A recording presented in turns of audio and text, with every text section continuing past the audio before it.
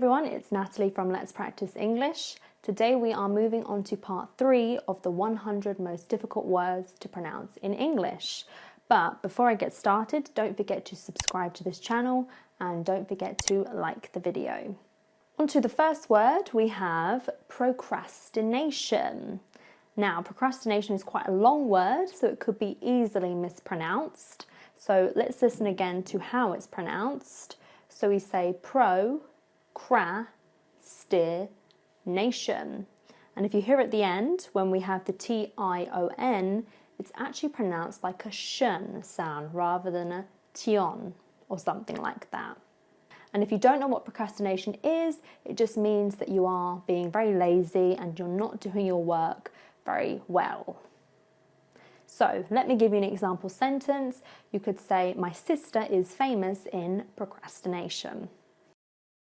On to the next one, we have library. As you guys know, the way library is spelt, it has 2 R's in it. However, when we say the word, we only pronounce one of those R's. So if you listen again, it's li-ba-ry. So we really only pronounce one of those R's properly, and it's the second R that we pronounce. So let me give you an example sentence. I always go to the library to study. On to the next one, we have enthusiastic. Now, enthusiastic, like the first one, is quite a long word, so it could be easily mispronounced. So if you listen again, it's en-thu-zi-a-stick. So if we look at the first S sound, it's pronounced more like a Z sound, whereas the last S is pronounced like a S sound. So we have 2 different sounding S's in the word. And an example sentence could be, my nephew is always enthusiastic about going to the parks. On to the next one, we have architecture. Architecture is the art of drawing and designing buildings. And if you listen to the pronunciation again, we say ar-ki-tec-ture. So at the beginning we have a CH, but it is not pronounced like a ch sound. It's pronounced like r-k. So it's more like a K sound in the beginning. And towards the end, if you look at the T-U-R-E, that is pronounced like a ch sound. So it's architect-ch at the end. And an example sentence could be, architecture is a really difficult subject to study at university. On to the next one, we have psychiatrist. Now, a psychiatrist is a type of job that you can do. And if we listen to the pronunciation of the beginning, we say psy for P-Y-S. Now, sometimes this is pronounced differently in different words, but in psychiatrist, it's psy. And again, if we look at that CH, it is not pronounced like a ch, it's psy-chi rather than psy-chai.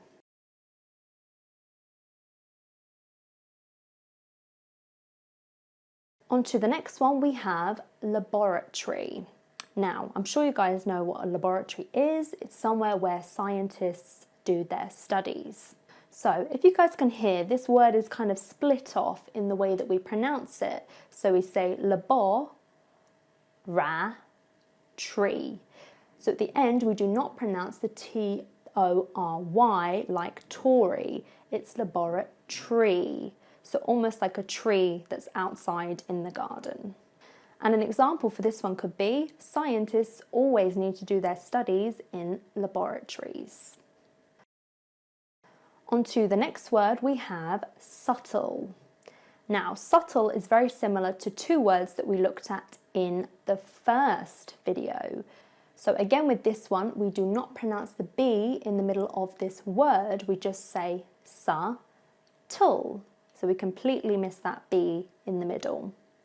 And an example for this one could be, the meal was subtle in flavour.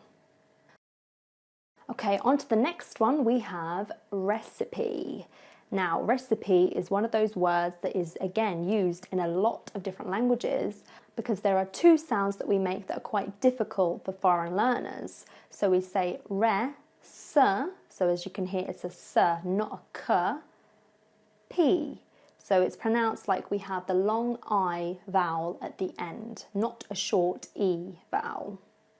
And an example sentence for this one could be, my grandma gave me all of her recipes. On to the next one, we have adjective and preposition. Now, I'm sure you guys know what an adjective is, but if we listen to the pronunciation first, we pronounce it like adjective. So we don't really pronounce the D at the beginning of this word. And onto preposition, similarly to a word before, when you see that T-I-O-N, it's pronounced like shun.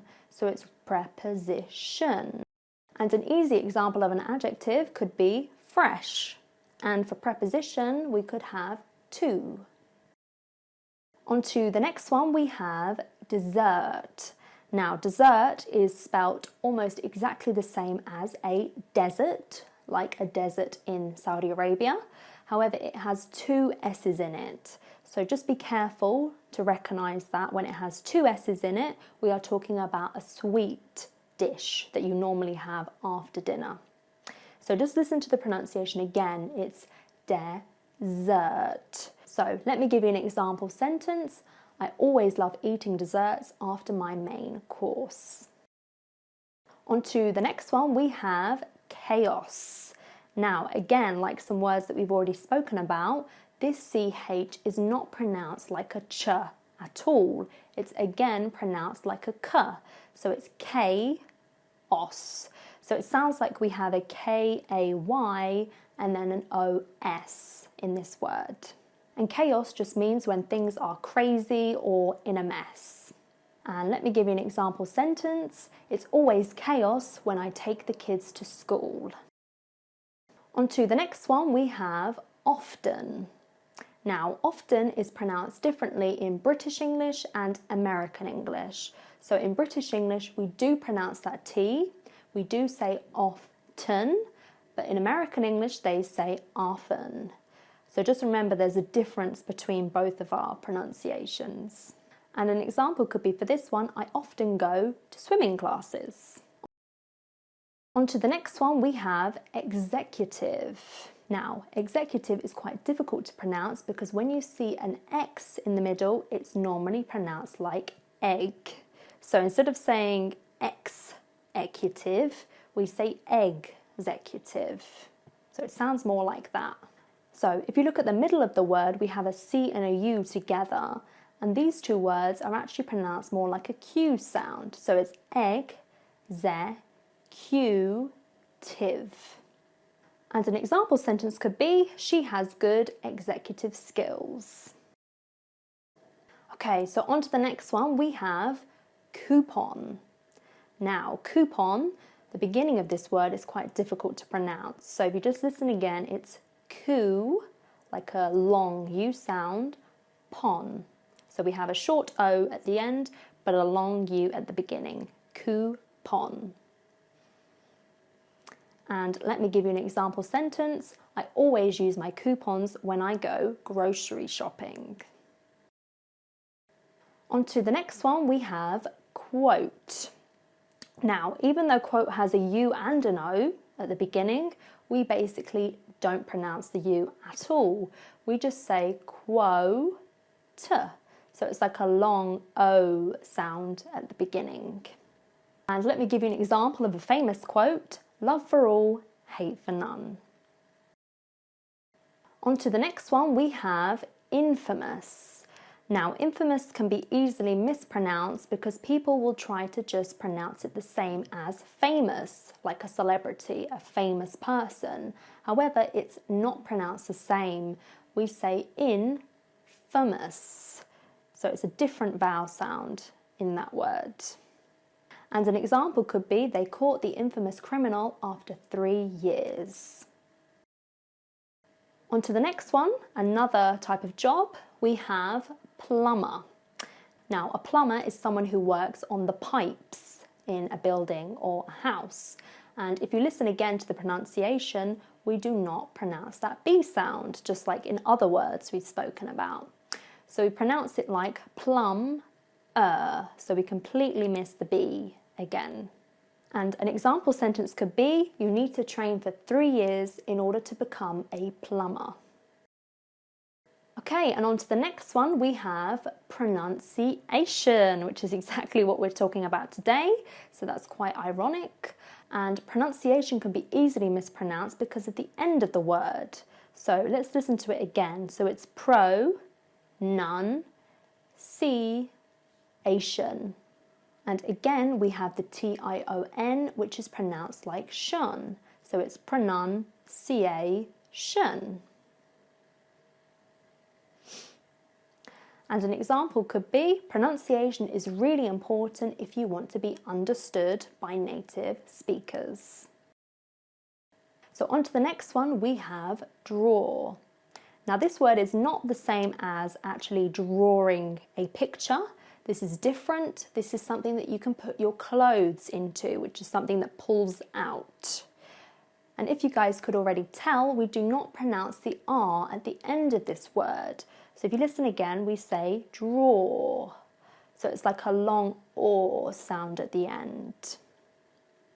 And let me give you an example. I always keep my jumpers in the drawers. Okay, so on to the last one for this video, we have entrepreneur. Now, entrepreneur is quite difficult to pronounce because we took this from the French word, but we did change the pronunciation a little bit. So if you listen again, we pronounce this like entrepreneur. So we have quite a long vowel sound at the end of that word. And if you don't know what an entrepreneur is, it's someone that makes their own money by maybe owning a business or something like that. So let me give you an example sentence. My cousin became an entrepreneur by the age of 21. Okay guys, so that is it for this video. Thank you very much for watching. If you would like to see part 4, don't forget to subscribe and like this video. And I'll see you all in the next video. Bye.